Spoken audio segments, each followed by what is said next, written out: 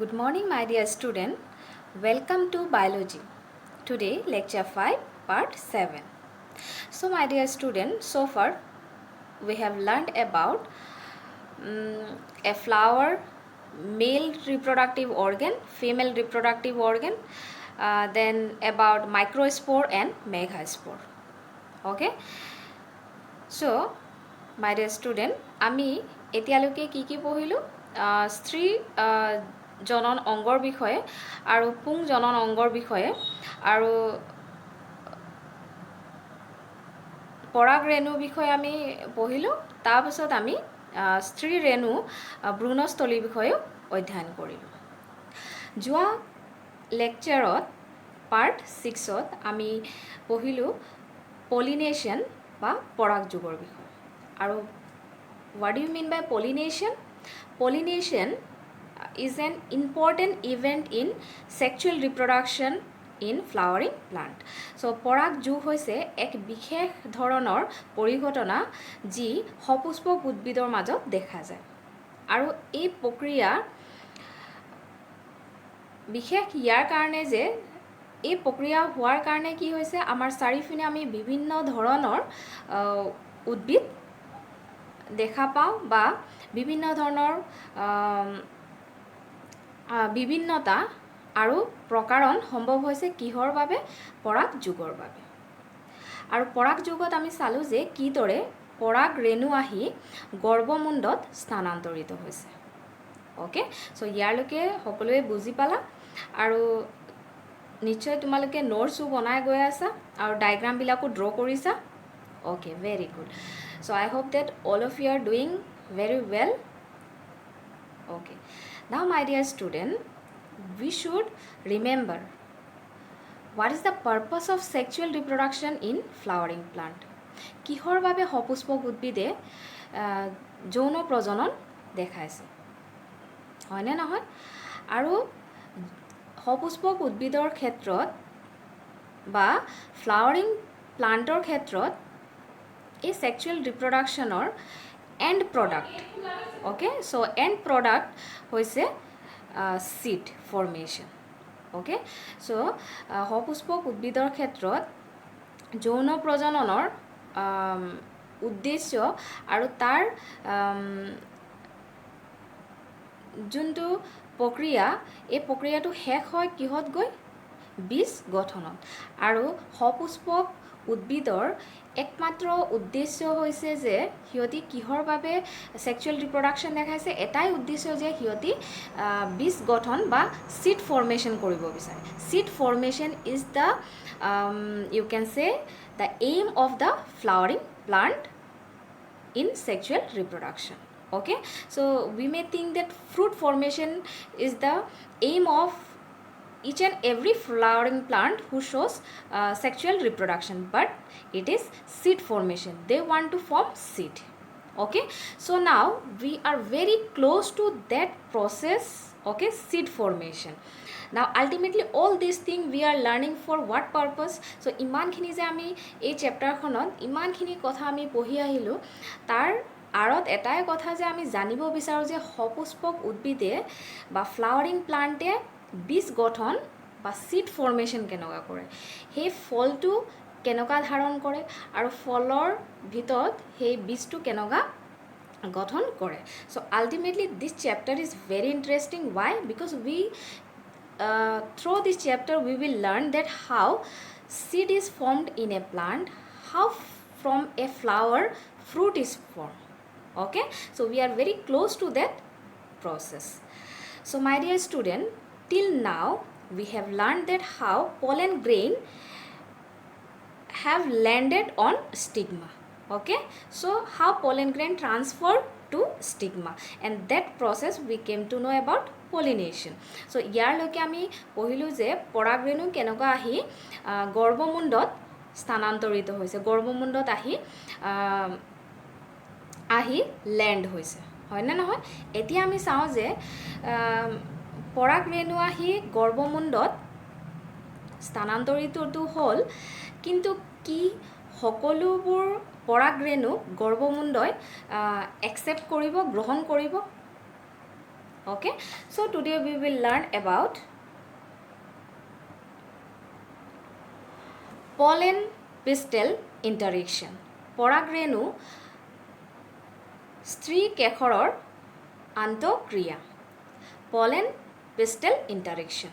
Okay, so পৰাগৰেণু আৰু স্ত্ৰী কেশৰৰ কিদৰে আন্তঃক্ৰিয়া সংগঠিত হয় আজি আমি পঢ়িম.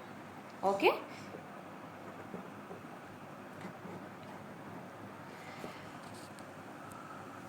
so my dear student, এতিয়া pollen grain বা পৰাগৰেণু আহি পিষ্টেলৰ আহি লেণ্ড হ'ল. পিষ্টেলৰ কোনটো অংশত? ষ্টিগমা.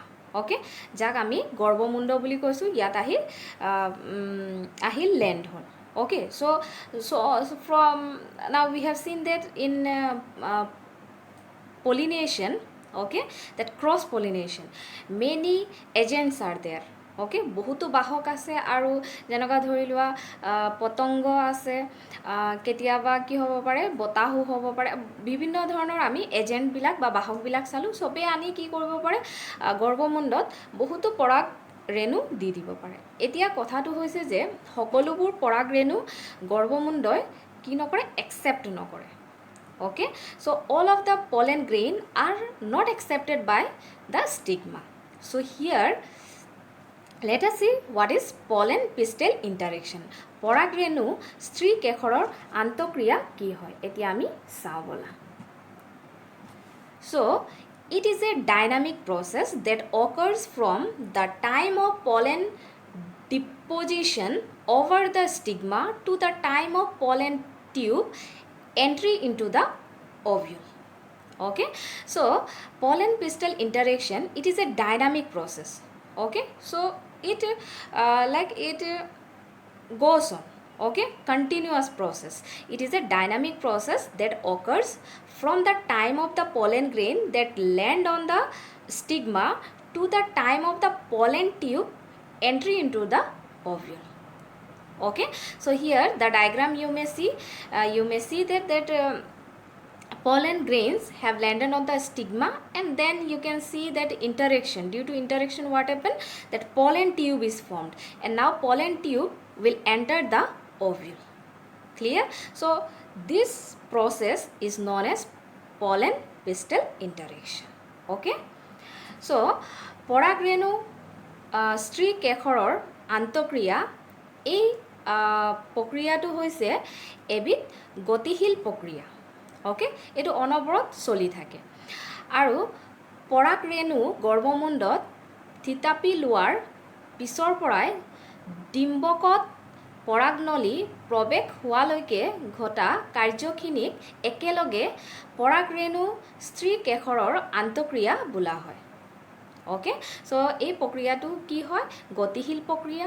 আৰু পৰাগৰেণু আহি গৰ্ভমুণ্ডত থিতাপি লোৱাৰ পাছৰ পৰা পৰাগনলী বিকশিত হৈ ডিম্বকৰ ভিতৰত প্ৰৱেশ কৰালৈকে সেই প্ৰক্ৰিয়াটোক আমি পৰাগৰেণু স্ত্ৰী কেশৰৰ আন্তঃক্ৰিয়া বুলি কৈছোঁ.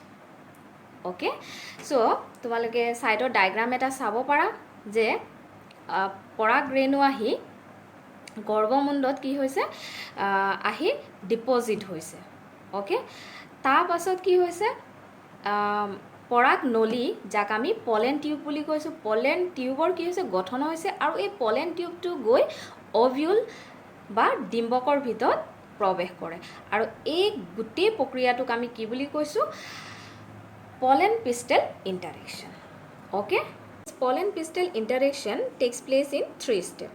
So পৰাগৰেণু আৰু স্ত্ৰী কেশৰৰ আন্তঃক্ৰিয়া 3টা পৰ্যায়ত শেষ হয়. প্ৰথম হৈছে যে প্ৰথম কামটো কি হ'ব, এতিয়া পলেন গ্ৰেইন আহি ক'ত ডেপজিট হৈছে, ষ্টিগমা, হয়নে নহয়? চ' ষ্টিগমা বা গৰ্ভমুণ্ডত আহি সিহঁতি তাতে আহি কি হৈছে, ঠাই লৈছে.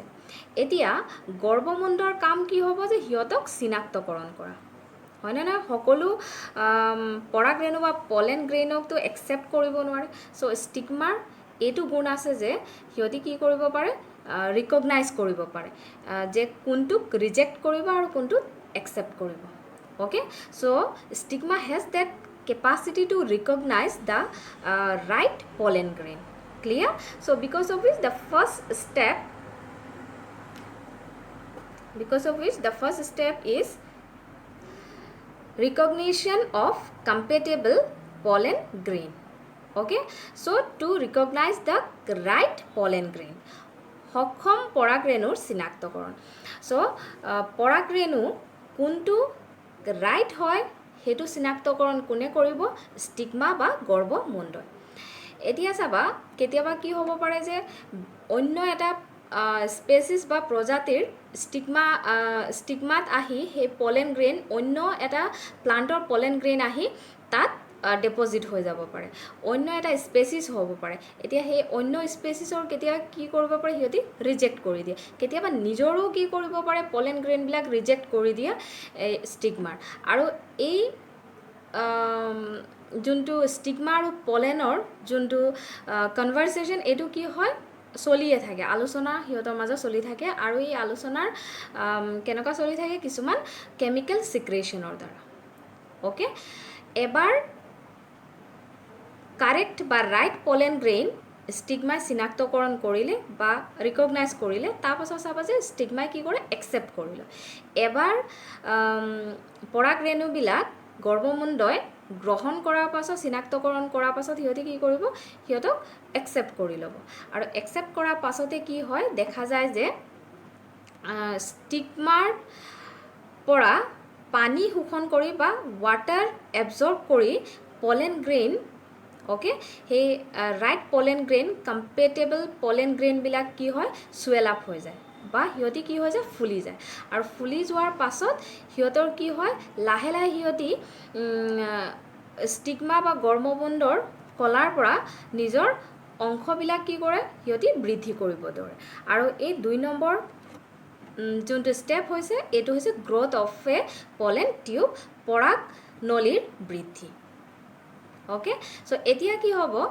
এই ষ্টিগমাৰ আৰু ষ্টাইলৰ কিছুমান okay after stigma you may see the style portion of the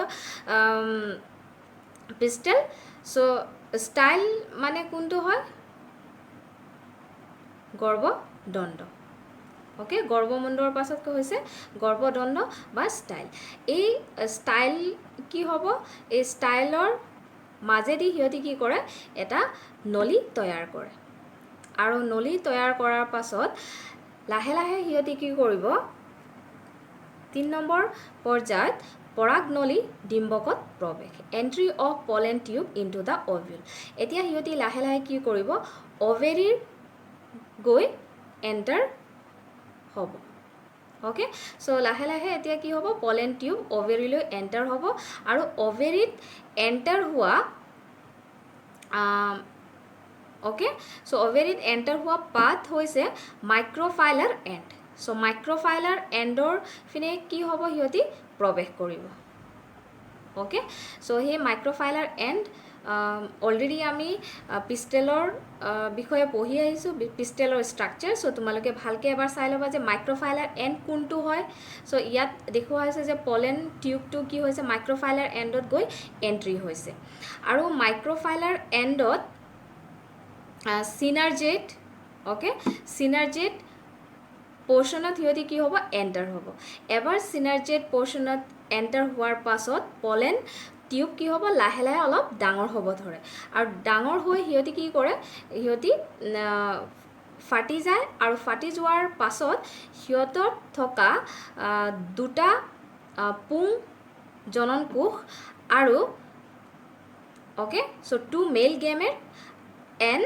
vegetative nucleus okay so vegetative nucleus অংগজ কোষ কেন্দ্ৰ সিহঁতি কি কৰে এৰি দিয়ে ক'ত ওভিউলত clear so this is how pollen pistil interaction takes place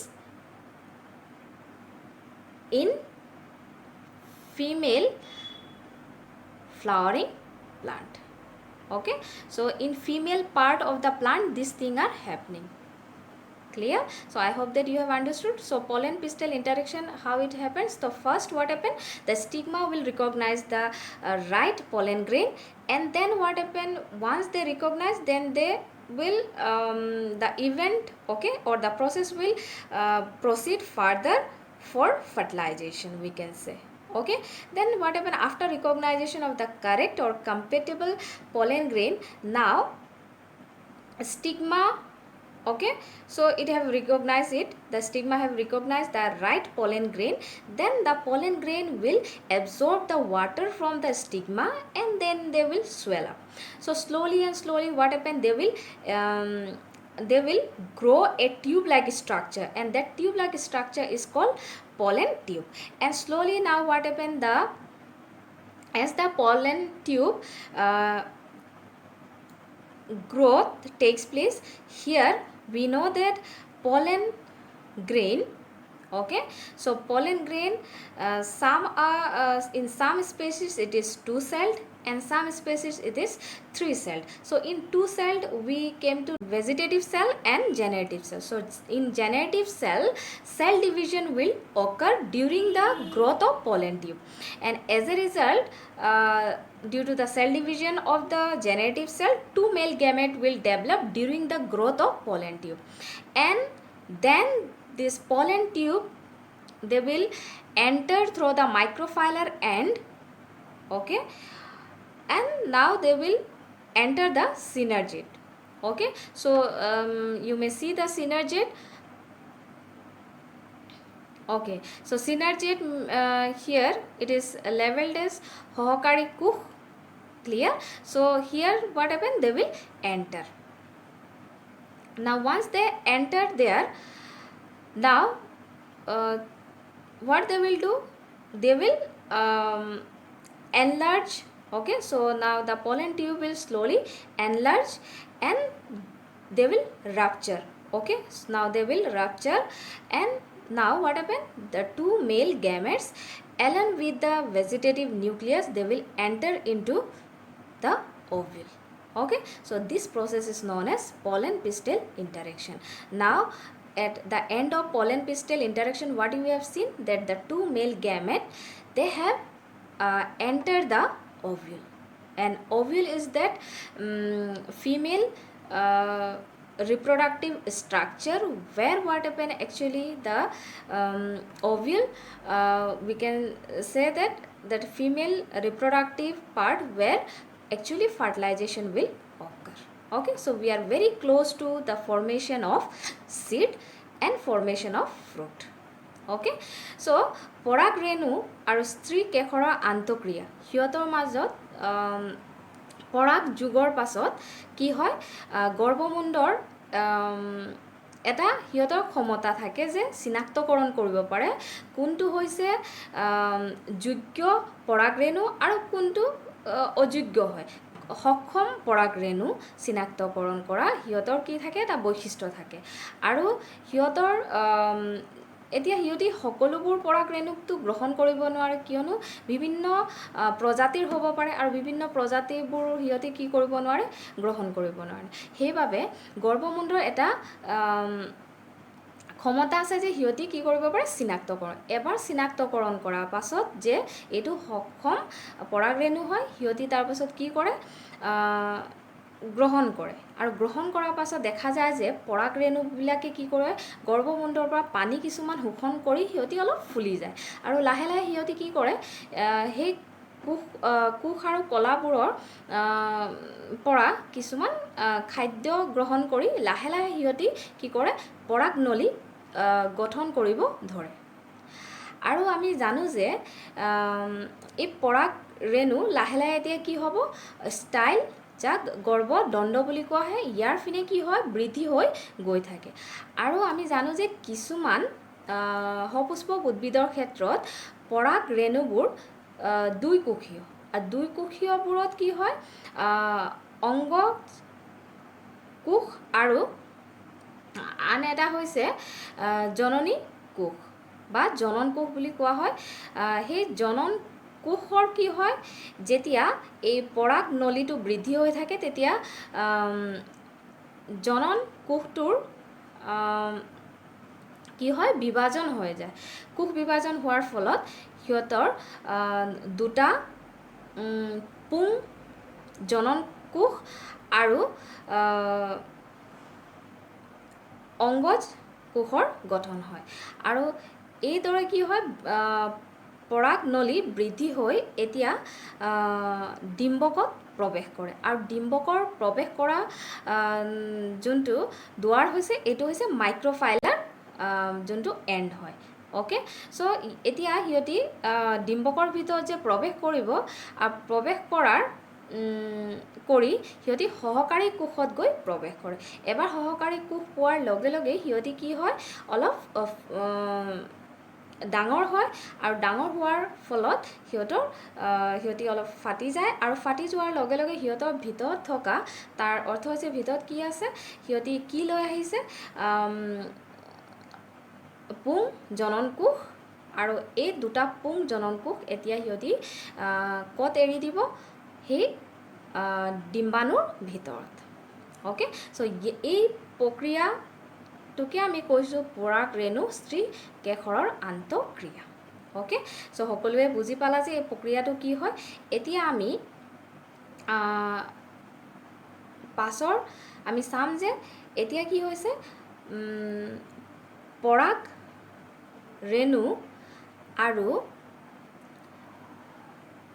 ডিম্বাণুৰ কি হৈছে লাহে লাহে সিহঁতি বেছি ওচৰলৈ আহি গৈছে হয়নে নহয় আৰু ইয়াত আমি চাইছোঁ যে মেল গেমেট আৰু ফিমেল গেমেট দে আৰ নাও মাছ ক্লোজাৰ অ'কে চ' ইয়াত পুং জনন কোষ আৰু স্ত্ৰী জনন কোষ কি হৈছে একেলগে আহি গৈছে আৰু পৰৱৰ্তী অৱস্থাত আমি চাম যে পাছৰ প্ৰক্ৰিয়াটো কি হ'ব নিষেচন আৰু পাছৰ লেকচাৰত আমি চাম যে নিষেচন প্ৰক্ৰিয়া বা ফাৰ্টিলাইজেশ্যন কেনেকুৱা সংগঠিত হয় okay so in next class we will see that after that pistil pollen and pistil interaction that is now the pollen